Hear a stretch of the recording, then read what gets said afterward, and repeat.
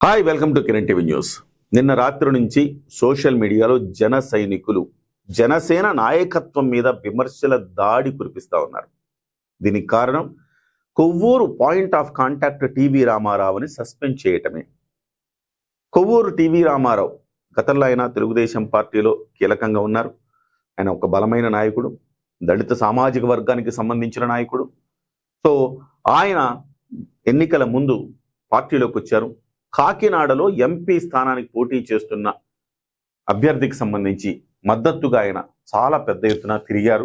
So party బలోపేతం కోసం ఆయనకి సీటు కూడా ఇవ్వలేదు. నిజంగా ఆయన సీట్ ఇవ్వాల్సిన స్థాయి వ్యక్తి అయింది. ఆయనకి సీట్ ఇవ్వలేదు, అయినా బాధపడలేదు. ఆయన పార్టీ బాగు కోసం కష్టించి పనిచేశాడు. ఇవాళ కూడా పార్టీ కోసం కష్టపడి నిబద్ధతతో పనిచేస్తున్నారు. అలాంటి వ్యక్తిని సస్పెండ్ చేశారన్న బాధ జన సైనికుల్లో, బాధ ఆవేశం కట్టలు తెంచుకున్నాయి. ఏం చెప్పారు దీంట్లో చూద్దాం. పార్టీ విధి విధానాలకు భిన్నంగా మీరు వ్యాఖ్యలు చేయడం, కార్యక్రమాలు నిర్వహించడం పార్టీ దృష్టికి వచ్చాయి. కూటమి స్ఫూర్తికి విఘాతం కలిగించేలా చర్యలు ఉన్నందున మిమ్మల్ని పార్టీ నియోజకవర్గ ఇన్ఛార్జ్ బాధ్యతల నుంచి తక్షణమే తప్పించడమైంది. తుది నిర్ణయం తీసుకునే వరకు పార్టీ కార్యక్రమాలకు దూరంగా ఉండాలని తెలియచేస్తున్నాము. 3 పాయింట్లు ఇక్కడ. ప్రధానంగా పార్టీ విధి విధానాలకు భిన్నంగా వ్యాఖ్యలు చేశారట, కార్యక్రమం నిర్వహించారట, కూటమి స్ఫూర్తికి విఘాతం కలిగించారట. చూద్దాం ఆయన ఏం చేశారనేది చూద్దాం. ఆయన ఏం చేశారంటే నేను చెప్పేస్తా.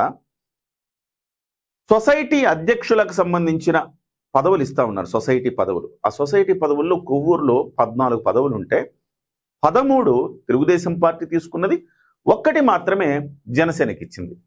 పవన్ కళ్యాణ్ గారి ఆలోచనల మేరకు ఎన్ని రావాలి? 70-30 కదా. అంటే 30% రావాలంటే ఎన్ని రావాలండి? 4 రావాలి కదా. మరి కొవ్వూరులో 1 ఎందుకు వచ్చింది? సో మిగతా 3 మాకు కావాలని అడగటంలో తప్పేమన్నా ఉందా? సరే, ఆయన ఏమన్నారు?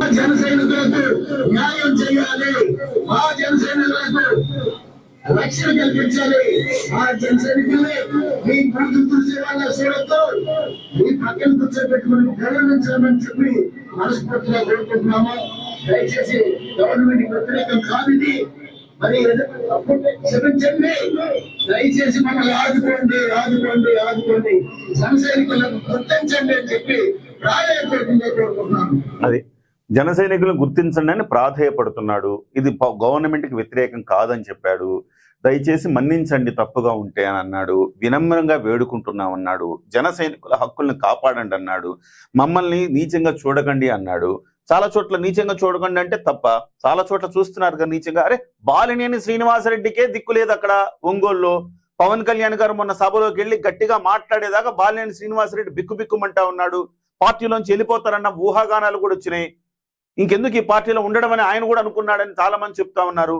అలాంటప్పుడు బాలినేని శ్రీనివాసరెడ్డి అంత పెద్ద నాయకుడు, మాజీ మంత్రి, 2-3 జిల్లాల్ని ప్రభావితం చేయగలిగిన నాయకుడు, ఆయనకే దిక్కు లేకపోతే సాధారణమైన కార్యకర్తలను ఎట్లా చూస్తారో తెలుసు కదా. సో ఆయన ఒక లెటర్ కూడా రాశాడు టీవీ రామారావు. ఏం చేశారు?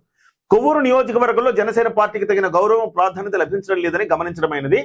సొసైటీలో ఏఎంసీ కమిటీల ఏర్పాట్లు జనసేన నాయకులను, కార్యకర్తలను పరిగణలోకి తీసుకోకపోవడం బాధాకరం.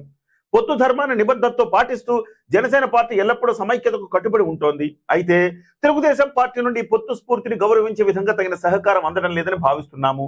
ఈ సందర్భంగా గౌరవనీయులైన తెలుగుదేశం పార్టీ అధ్యక్షులు శ్రీ నారా చంద్రబాబు నాయుడు గారిని, జనసేన పార్టీ అధినేత శ్రీ పవన్ కళ్యాణ్ గారిని ఈ సమస్యను దృష్టిలో ఉంచుకుని సముచిత చర్యలు తీసుకోవాలని ఆదరపూర్వకంగా కోరుతున్నాము. ఈ ధోరణి ఇలాగే కొనసాగితే రానున్న పంచాయతీ ఎన్నికల్లో పొత్తు ఫలితాలపై ప్రతికూల ప్రభావం చూపే అవకాశం ఉందని ఆందోళన వ్యక్తం చేస్తున్నాము. కొవ్వూరు నియోజకవర్గంలో పొత్తు బలోపేతం కావాలని, 2 పార్టీల మధ్య సమన్వయం, సహకారం మరింత బలపడాలని కోరుకుంటూ ఈ విషయంలో మీరు జోక్యం చేసుకోవాలి, మార్గదర్శనం కోసం వినమ్రంగా వేడుకుంటున్నాం. ఇది కదా. ఎక్కడైనా ఇక్కడ అన్పార్లమెంటరీ వర్డ్స్ కానీ, ధిక్కార స్వరం కానీ, లేకపోతే పార్టీని, తెలుగుదేశం పార్టీని విమర్శించడం కానీ ఎక్కడైనా ఈ లెటర్లో ఉన్నదా? చాలా హంబులుగా చెప్తున్నాడు ఆయన. మరి అదెందుకు క్రమశిక్షణా సంఘం ఎందుకు దాన్ని తప్పుగా తీసుకుంది? అజయ్ కుమార్ వేములపాటి గారు ఒకళ్ళు ఎవరైనా ట్విట్టర్లో ఆయన ట్యాగ్ చేస్తే చాలు వెళ్ళిపోయి వాలిపోయి వాళ్ళ సమస్య తీర్చాలనుకుని తాపత్రయపడే నాయకుడు. జనసేన పార్టీలో ఆయనకి చాలా చాలా మంచి పేరుంది. మా మొర ఎవరు ఆలకిస్తారు అంటే ఒక అజయ్ కుమార్ వేములపాటి గారే మా మొర ఆలకిస్తారు అనుకునేవాళ్ళు జన సైనికులు. ఇంకెవరో రెస్పాండ్ అవ్వరు, ఆయన మాత్రమే రెస్పాండ్ అవుతారు అనుకునే స్థితిలో ఆయనే ఇవాళ ఇలాంటి సస్పెన్షన్ లేఖ ఇవ్వటంతో ఖిన్నులయ్యారు. ఏంటి అజయ్ కుమార్ గారు కూడా ఇలాంటి పనులు చేశారు, ఆయన ఇలాంటి డిసిషన్ ఎట్లా తీసుకున్నారు అని చాలా చాలా బాధాతప్త హృదయులయ్యారు జన సైనికులు అని చెప్పాలి. అరే మనకి జనసేన పార్టీలో కనీసం ఏదైనా బాధ చెప్పుకుందామంటే ఒక వ్యవస్థ ఏమన్నా ఉన్నదా? నేను చాలా రోజుల నుంచి చెప్తున్నా, చెబితే నన్ను కోవర్ట్ అంటారు. నేనేమంటున్నా, జనసేన పార్టీలో నీకు ఏదైనా సమస్య వచ్చింది, ఎక్కడ చెప్పుకుంటావు, ఎలా చెప్పుకుంటావు? పార్టీలో వ్యవస్థ ఉందా? పోనీ పార్టీలో జాయిన్ అవ్వాలి, జాయినింగ్ కమిటీ లాంటిది ఏమైనా ఉందా పార్టీలో? ఏమీ లేవు కదా. అనేక మంది పార్టీలో జాయిన్ అవ్వాలని సంవత్సరం పాటు వెయిట్ చేసి తెలుగుదేశం పార్టీలోకి వెళ్ళిన వాళ్ళు ఉన్నారు. చాలా మంది చాలా నియోజకవర్గాల్లో పార్టీలోకి బలమైన నాయకులను తీసుకురావాలనుకున్నప్పటికీ కూడా తీసుకురాలేని పరిస్థితి. ఇదంతా పవన్ కళ్యాణ్ గారి దాకా వెళ్ళట్లేదు, 100% వెళ్ళట్లా. మధ్యలోనే ఇదంతా కూడా రాజకీయం నడుస్తూ ఉంది అని నాకు అనిపిస్తుంది. చాలా మంది బాధపడితే బాధపడ్డారు. నేను సద్విమర్శలు చేస్తా. నేను ఊరికే పవన్ కళ్యాణ్ గారు మంచి చేస్తే పవన్ కళ్యాణ్ గారి వ్యక్తిత్వాన్ని, మంచిని ఖచ్చితంగా ప్రశంసించే వాళ్ళలో మొట్టమొదటి వాడిని నేనే ఉంటా. చాలా మంది నన్ను తిడుతుంటారు కూడా, మీరు భజన చేస్తున్నారని. ఏమైనా అనుకోనండి, పవన్ కళ్యాణ్ గారి గురించి మంచి చెప్పడానికి నేను ఎక్కడ ఎలాంటి ఇబ్బంది పడను. మంచి అయితే మంచి అని చెప్తూనే ఉన్నాను.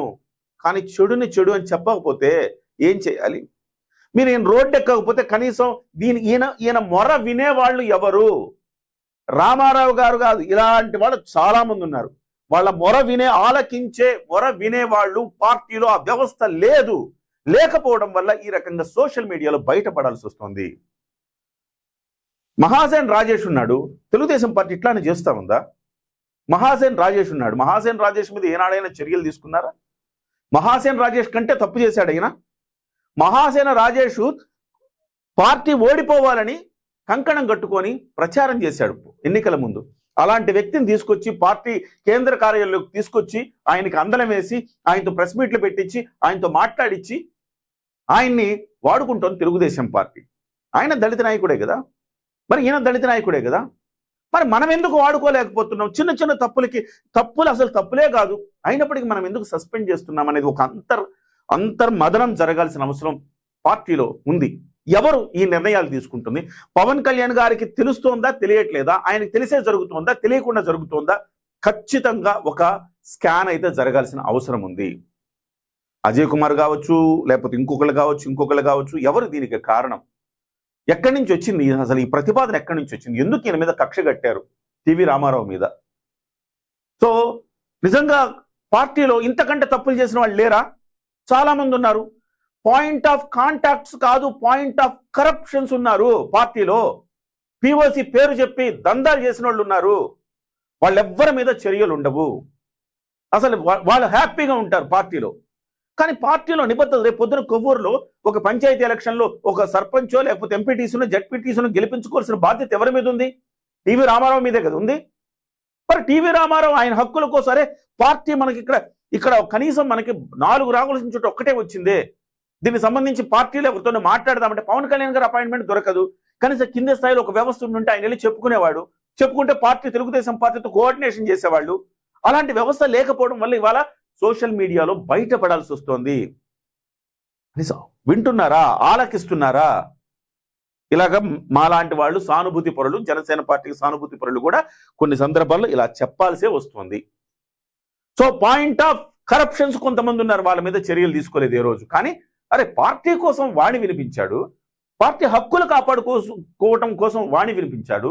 జన సైనికుల ప్రెషర్ భరించలేక ఆయన రోడ్డు మీదకి వచ్చాడు.